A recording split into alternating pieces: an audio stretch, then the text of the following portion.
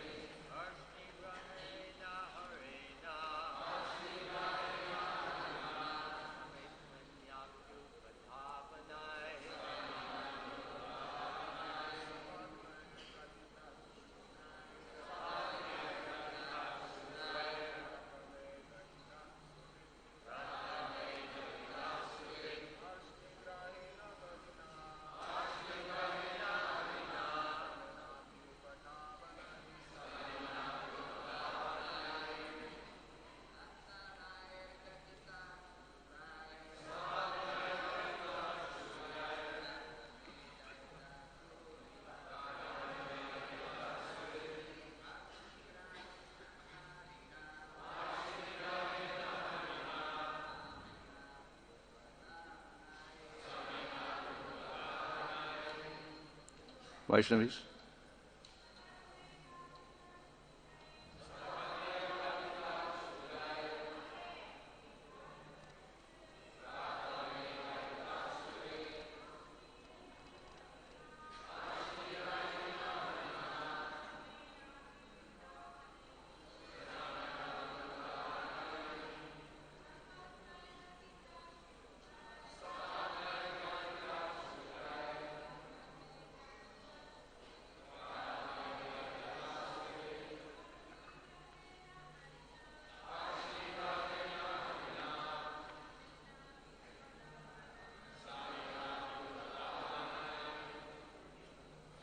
Sapatnai, by the enemies, Agatita, killed, Shudrai, insignificant in power, Brata, brother, me, my, Dayata, very dear, Suhrit, well-wisher, Parshni Grahena, attacking from the rear, Harina, by the Supreme Personality of Godhead, Samena, equal to everyone, Api, although, Upadavanai, by the worshippers, the demigods.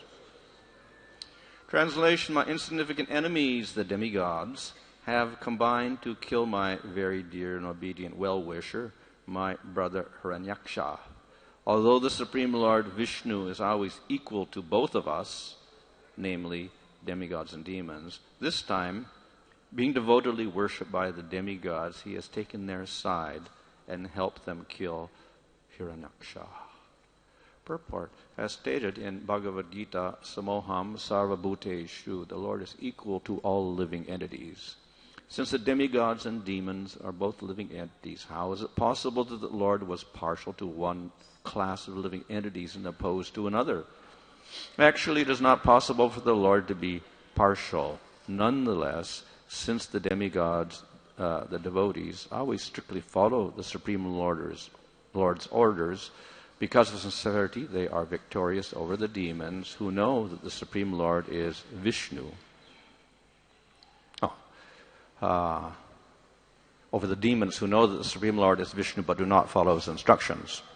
Because of constantly remembering the Supreme Personality of Godhead Vishnu, the demons generally attain Sayuja Mukti after death.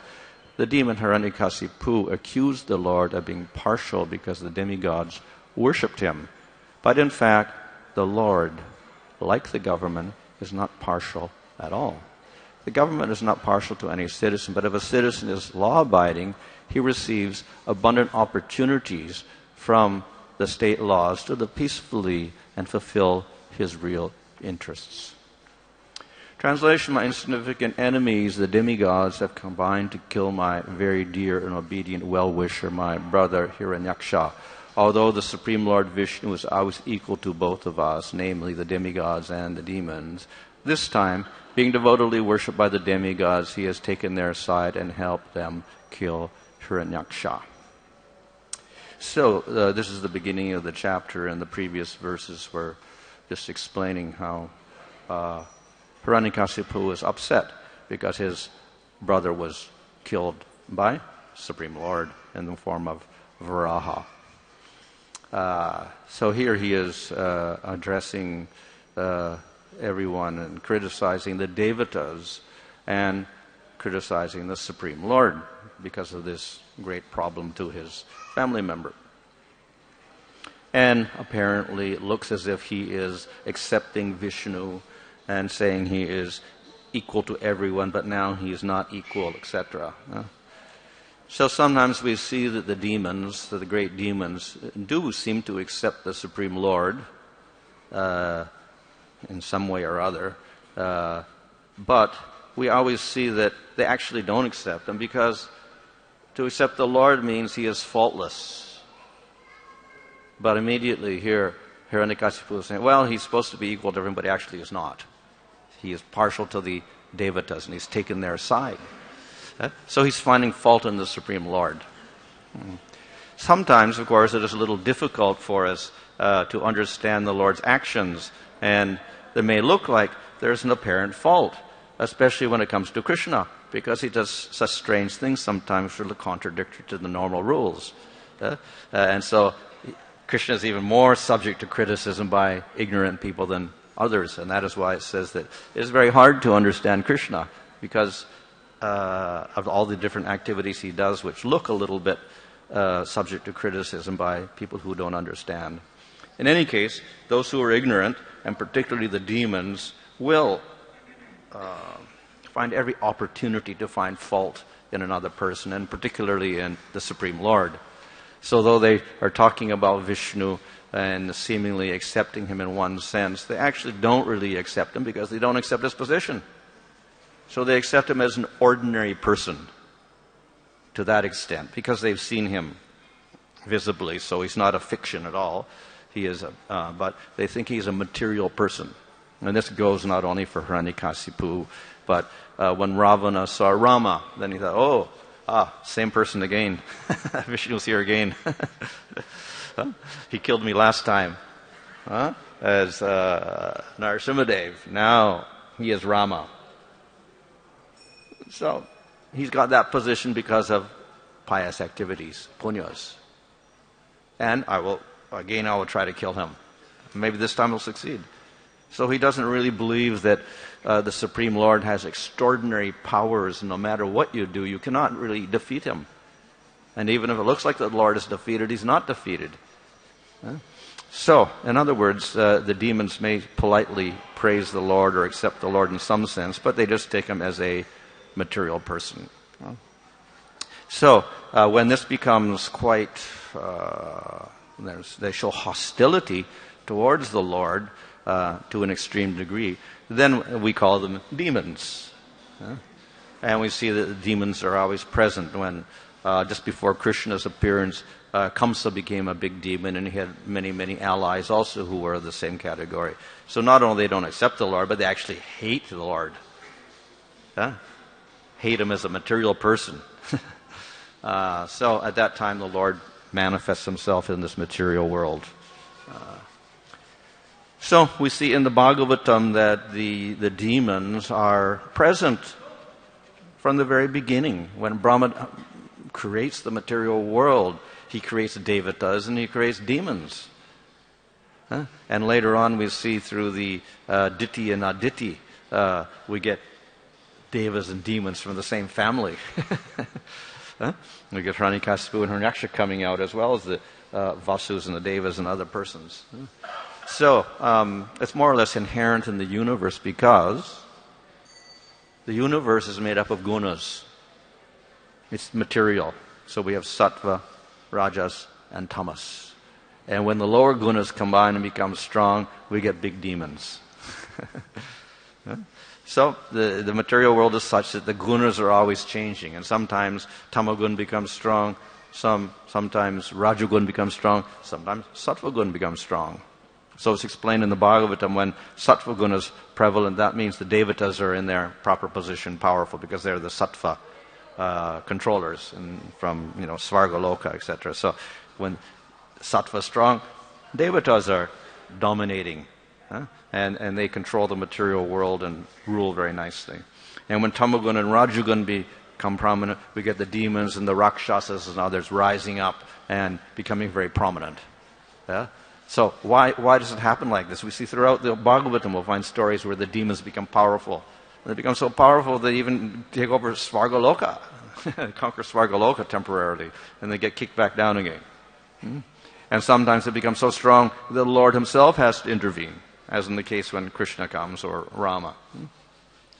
So, why is it like this? It's like this because this is the nature of the material world. It's made up of gunas, and the gunas do not stay the same all the time. They fluctuate. We see the fluctuation takes place on a broad scale. We have Satya Yuga, Treta Yuga, Dwapara Yuga, Kali Yuga. And in Satya Yuga, it's very sattvic. And in Kali Yuga, it's very tamasic. And in between, we get this gradual decline from sattva into raja into tamagun. And then at the end of Kali Yuga, again, the cycle of material nature itself, under the operation of Brahma and the Supreme Lord, create a sattvic situation. And again, it declines into tamagun. And it does this 1,000 times in the day of Brahma. And this goes on every day of Brahma's month and Brahma's year for 100 years. Rotation of sattva to tama, sattva to tama. So that's the general thing. And then at the end of the one day, there's too much, and then it's a big night, and everybody goes to sleep for billions of years. Then they wake up the next morning, and they start all over again.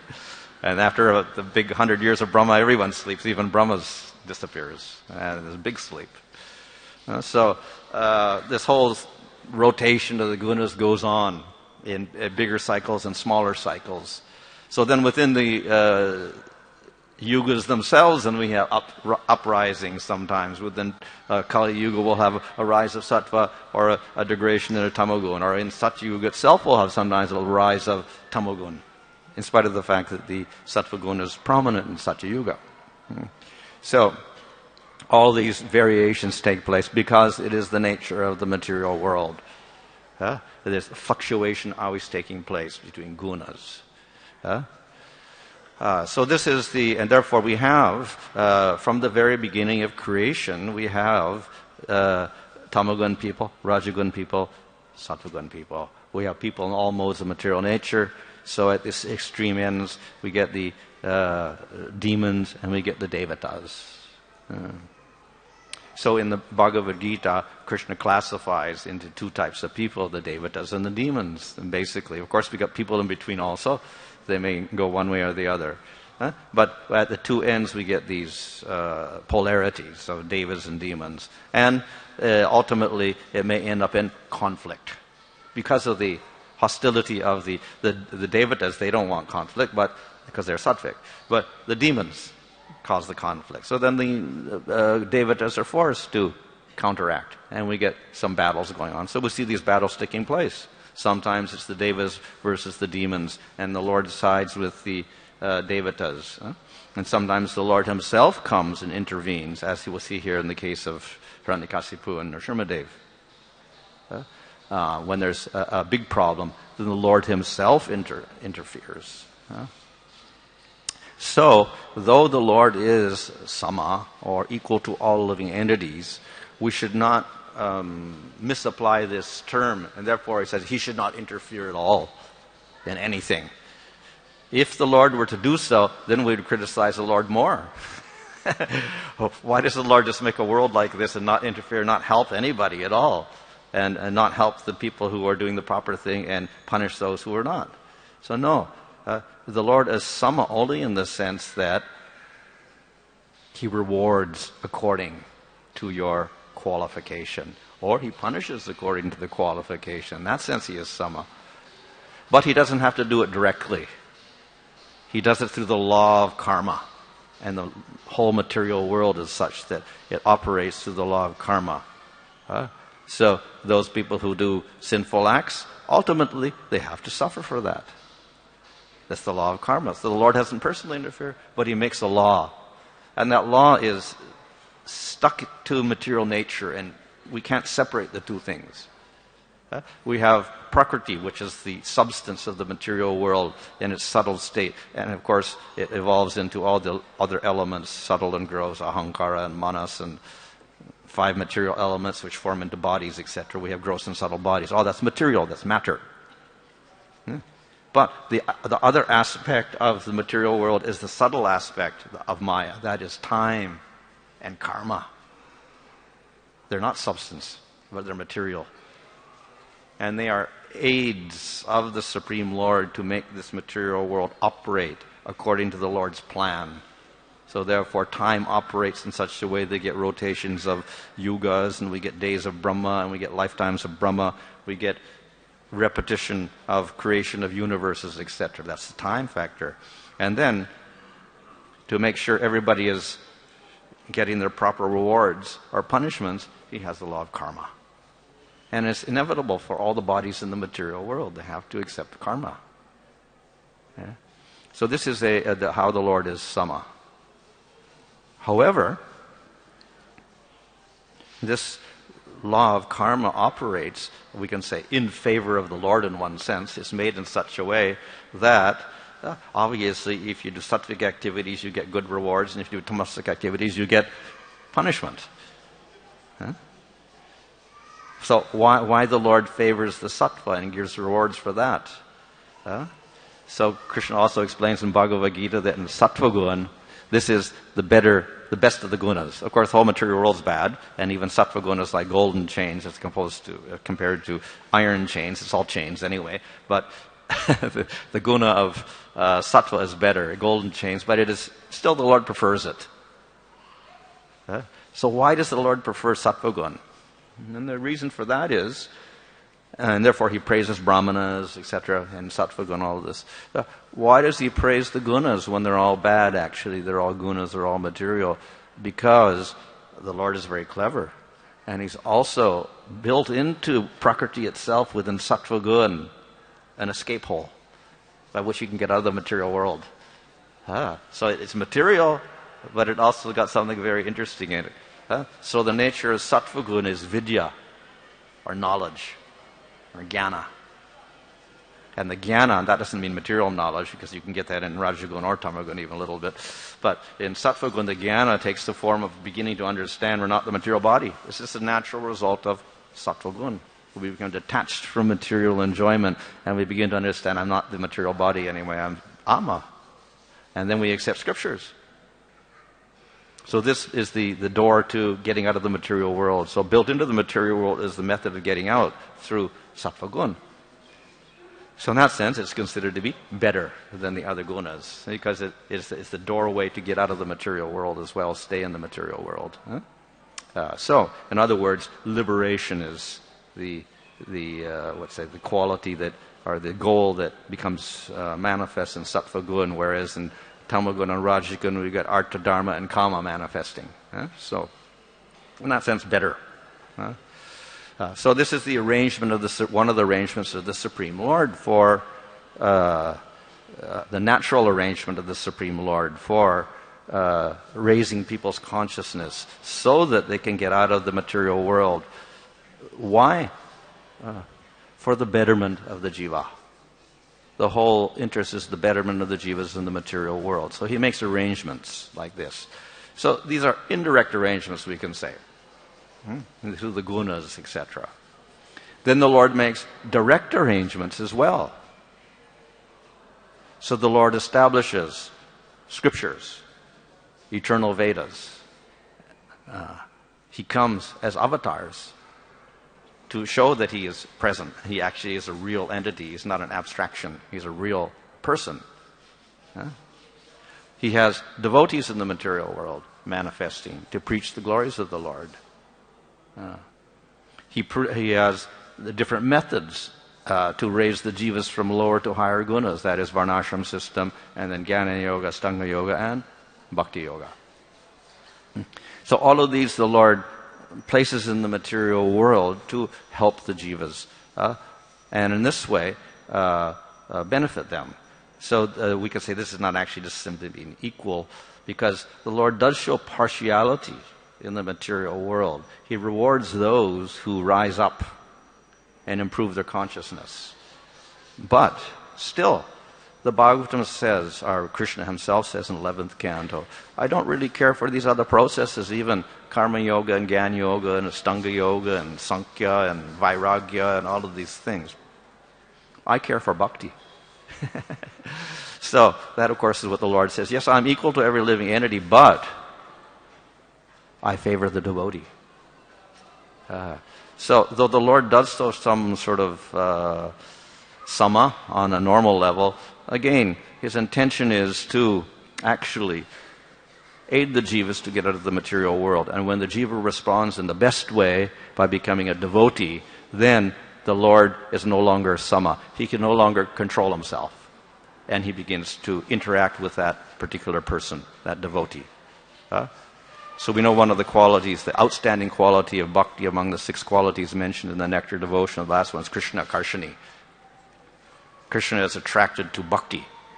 Now that particularly refers to the highest level in prema, where Krishna comes under the control of the devotee. Not only Krishna, but even Vishnu will come under the control of the devotee, as we see in the case of Ambarish. When Ambarish was insulted by Durvasa, Durvasa went to the Supreme Lord. The Supreme Lord, I could do nothing. My devotee is in control. Go to him and apologize, and maybe the Sudarshan Chakra will stop following you and burning you up. But it's my devotee. I gave the Sudarshan Chakra to him. It's his. So the Lord comes under the control of the Prem Bhakta especially. But it doesn't only apply to the Prem Bhakta, it also applies to the person in the material world who's performing bhakti. The Lord definitely favors this devotee. And therefore he says, very quickly the devotee comes to me. That means he's not perfect yet, but he quickly comes to me. And he does not make this promise to the jnani or the karmi or the yogi. But he promises to the devotee, yes, very quickly he is relieved from this material world. Why? Because of the intervention of the Lord. The Lord is affected by the response of that particular person, the devotee. So this is the outstanding quality of the Lord. It is not a fault that the Lord is partial to the devotee. This is actually his greatest quality. If we were to say, well, the Lord should be equal to everyone and should not show emotions or show favoritism or a special liking for devotees, etc., then he's also subject to criticism. Because the more we surrender and sacrifice for the Lord, the more the Lord should be attracted and sacrifice for us. So that's exactly the nature of the Lord. So if we show affection for the Lord shows equal or more affection for us. That is the proper mode of devotion or love, when there's an equal response or a greater response. And for the Supreme Lord, this is, we could say, his ideal quality.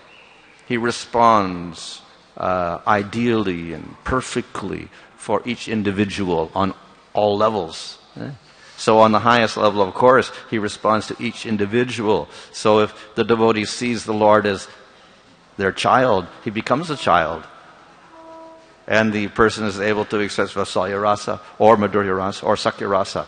And the Lord responds individually for every jiva according to his desire. And of course, it's high level. But even on the lower level, before we even manifest preference for rasa, etc., the Lord is there. And it's not just Paramatma witnessing everything in the heart.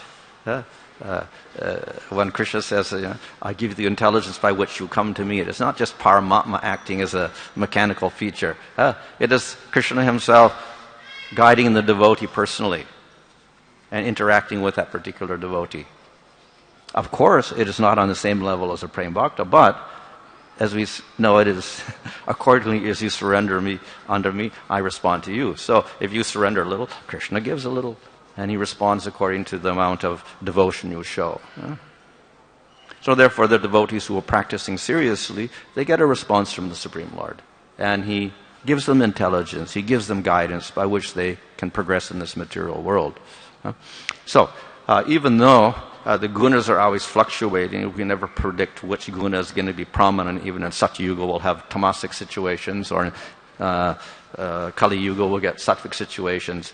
Ultimately, the devotee becomes trained to not be too attached to any of these situations in the material world, because it's all gunas, it's all material, and they're subject to change. Body is subject to change.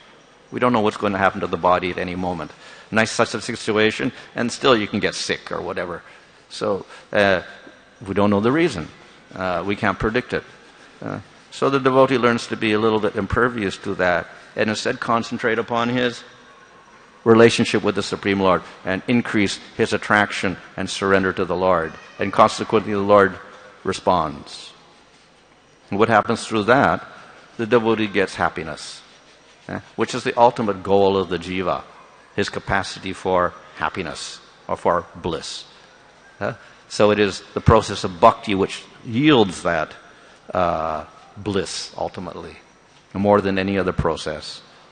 So very fortunately, the process of bhakti surpasses the gunas in its very essence. We may think, well, if you're in prema, yes, you're beyond the gunas. But bhakti is beyond the gunas. This very nature is beyond the gunas. It is nirguna by its nature. The holy name is non-different from Krishna. It is beyond the gunas. Well, simply chanting the holy name is beyond the gunas. We may not be able to appreciate that if we're so covered over, but still, it is beyond the gunas, and even if we can't appreciate it, it still helps to get us beyond the gunas, in spite of that.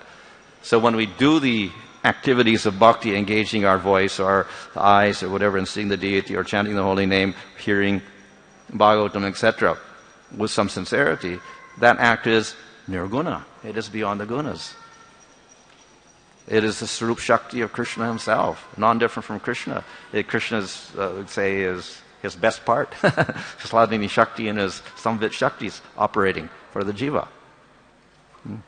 So the whole process of bhakti is actually beyond the gunas. So by practicing bhakti, and particularly chanting the holy name, we can surpass all of the problems of the material world in any situation, whether it's Satya Yuga or Kali Yuga or whatever. It doesn't really matter. Through the process of chanting, we can surpass all of this. In the second chapter of the 10th canto, Prabhupada there remarks in one of the purports that, yes, Krishna is no longer here. Previously he manifested himself and he killed Kamsa and he protected Vasudeva and Devaki and the Yadus and the Brajabasis, etc. from his wrath. But it doesn't really matter now, he's gone, because the holy name is non-different from Krishna. So he's still present. Krishna is present in Kali Yuga through the name. So we chant the holy name and non-different from Krishna. So therefore we have the protection of Krishna in any case. Even if he's not personally present, he is present because we have the holy name. So through the holy name, then we can counteract all the bad situations of Tamogun and Rajagun and even Sattvagun, and go beyond the material gunas simply by the chanting of the holy name.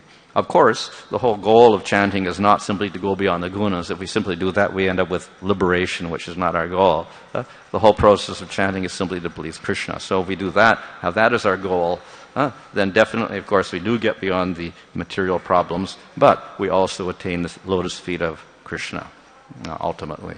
So it says here I'm supposed to end by 8:25 with questions, but I don't know what that means. Is that what you do?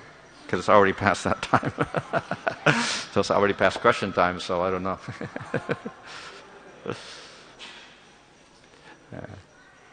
Yeah, but I'm supposed to end at 8:25 apparently, with questions. That's what it says. Is that... Oh, okay. 8:45. Okay, we get 10 minutes if you want. Anyone have any question? I guess. Yeah. Yeah, well, we have two hands. We need a mic or not? Anyway, just speak loudly, I guess. Yeah. Oh, chanting is beyond the gunas, but we are in the gunas. Well, that is the whole, what happens in sadhana bhakti. We're not beyond the gunas as such, because we're going through anartana vritti. We still have a material body. We're still in the material world. So we can't escape at this point when we're doing sadhana. Even if you have prema, you're still in the material world, which is gunas. So there's no real escape as long as we are a material body in the material world. Somehow the gunas are there. But if we're doing sadhana, we're not in prema, obviously our body also can get affected by the gunas. We're not pure. And even in bhava, there's a slight vigna or a slight obstacle which can cause you to fall from that stage or whatever, waver or whatever. So definitely in the process of doing sadhana bhakti, yes, we're going to have different effects, different obstacles, different anartas, different gunas manifesting at certain times. However, we have to follow the instruction of the nectar of devotion, that first principle of, Anya abhilasha shunya jnana karma niravartam. Now, we say, well, look, I'm not free from desires. How can I practice this pure bhakti and sadhana, but I'm not free of desires? Well, yes, obviously we're not, because we're going through anartana vritti. And that anartana vritti goes all the way into bhava stage. So it's a contradiction of terms to do sadhana bhakti and be beyond desires in one sense. So what that means is it is in sadhana bhakti also, because at least in the performance of our bhakti, we're not constantly praying for things. Hare Krishna, please get me married. Hare Krishna, please give me money. Hare Krishna, please give me a better job. Whatever like that. That's not our thing. So when we have to be a little careful when we're doing sadhana bhakti and we're chanting or doing our deity worship or ever, that our mind is focused on, let me try to give up all my desires and simply please Krishna. Then it is pure bhakti and sadhana bhakti. Now, of course, we're not always in that state. So underneath, we got all these desires still in us. Gradually, as we go through anartana vritti, they become less and less, and we get to nishta, and then ruchi, and then sakti, they become less and less. They're still there. But we call the whole process pure bhakti, because that's the only way, by at least excluding them when we are doing our particular sadhana, that we can get to the higher stages of bhava and then to prema, where there actually is that absolute state of this surrender to Krishna. So, it's not the ideal state, sadhana bhakti, but still we call it pure bhakti, because consciously we are trying to reject the desires in spite of the fact that they are there.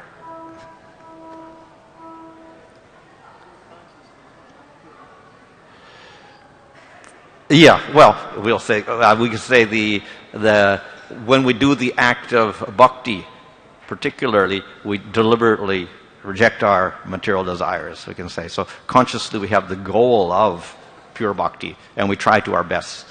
That's our intention. Even though we're contaminated, our intention is pure bhakti, we can say. So therefore, Krishna accepts that as part of the pure bhakti process, in spite of the fact that we're not pure. Yeah, so that's a lower stage. That's why sadhana bhakti is considered less than bhava bhakti or prema bhakti, because it's not as pure. It's less pure, obviously. And if we just begin with shraddha, it's less pure than when we're at nishta or ruchi or sakti. So that's why we grade it. We have the different levels according to the amount of attraction for Krishna and the less amount of material desires or gunas or ego or whatever. So the less it becomes, obviously, the better it is. So that's how we measure progress.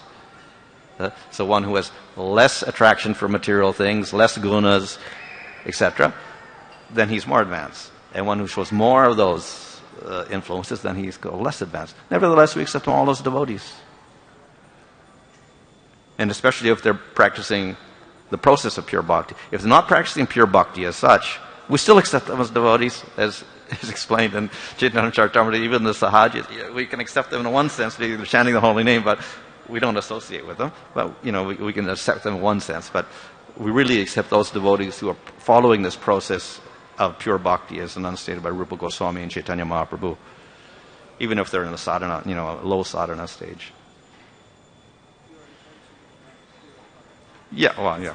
Not literally pure, but intention is to attain that purity.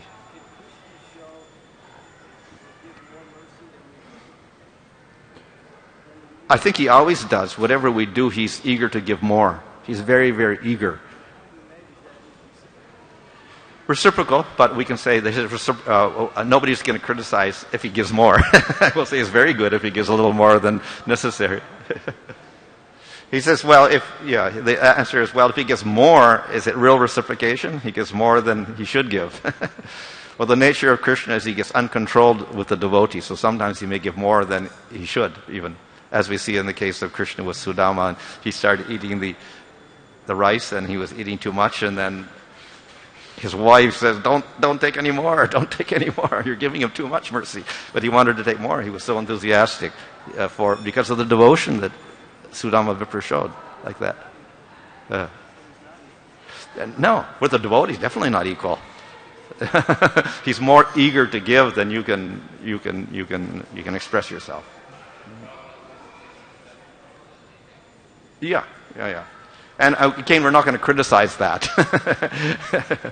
It's the eagerness of Krishna for the devotee that he will do anything for the devotee. Well, there's a story also of Gajendra, I think, Parasara Bhatta describes that he has the whole thing about the Gajendra Leela. And that's Vishnu, not even Krishna. But even Vishnu is so eager to help the devotee that when he heard the cry of help from Gajendra, he was in Vaikuntha enjoying with Lakshmi and everything like this. But he heard that cry, he forgot about Lakshmi completely. And he jumped on Garuda. And immediately he was trying to get Garuda to move faster and faster and faster to come to the material world and rescue Gajendra from the crocodile. So he just forgot about Lakshmi, who's his Shakti, his consort, and he was attracted to the devotee. So we can say that is unequal also. Why? And he wasn't even a pure devotee. He was, Sakama Mr. Bhakti.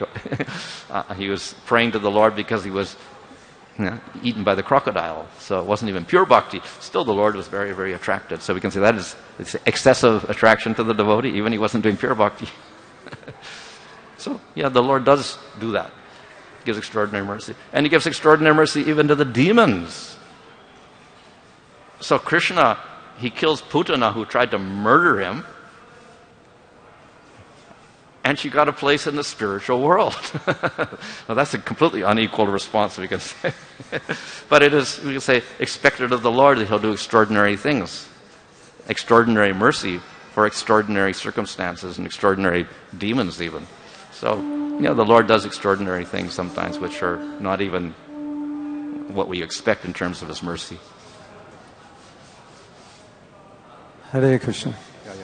Maharaj, you're talking a lot about the modes of nature. So in the Gita, Krishna is saying, whatever mode you die in, that will determine your next birth. Yeah. Up, down, or middle. So in Western religions, they have the idea, they don't obviously understand the modes of nature, but they have the idea that you have faith in God, or their concept of love of God, and then by doing that, you will go to heaven or their spiritual world. This is sometimes we would say, my mother was a very religious person, and so we consider that she went up. But by action, in Western culture, it's mostly passion and ignorance. So how does faith deal in this whole mixture? Is it purely the actions and the modes of nature, or is it actions and modes plus your religious faith, or I don't know if you would call Western religious activity always religious, but it's done in a religious institution as opposed to, you understand what I'm saying, that how does that nullify it? Or is it purely material law? It's just you believed in God, but your life was in ignorance, so you're going to take birth as an animal. Well, if we have religions, we call material religions, and if they're sattvic religions, then if you practice it, you rise up in sattva. Just as in karma yoga, and you worship devatas without attachment to material results, then you rise up in sattva gun generally. Yeah? If you worship rakshasas, you're in rajagun. You worship ignorant creatures and ghosts, you're in tamagun or whatever. So according to your faith, the guna of your faith, you worship different objects, and you have different religions, and you get different results.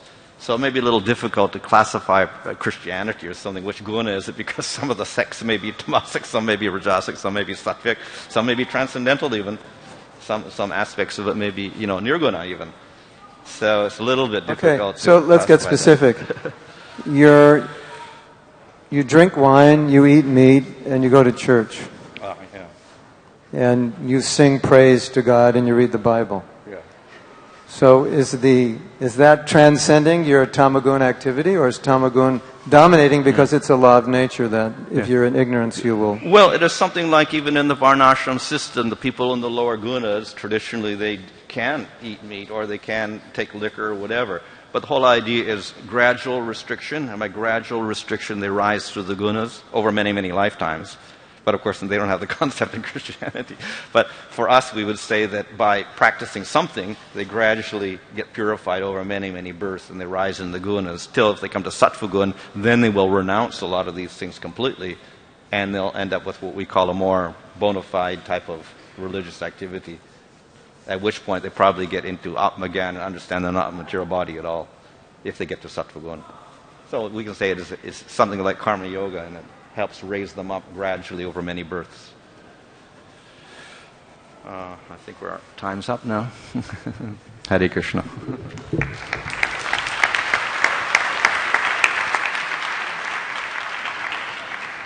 Gauranga.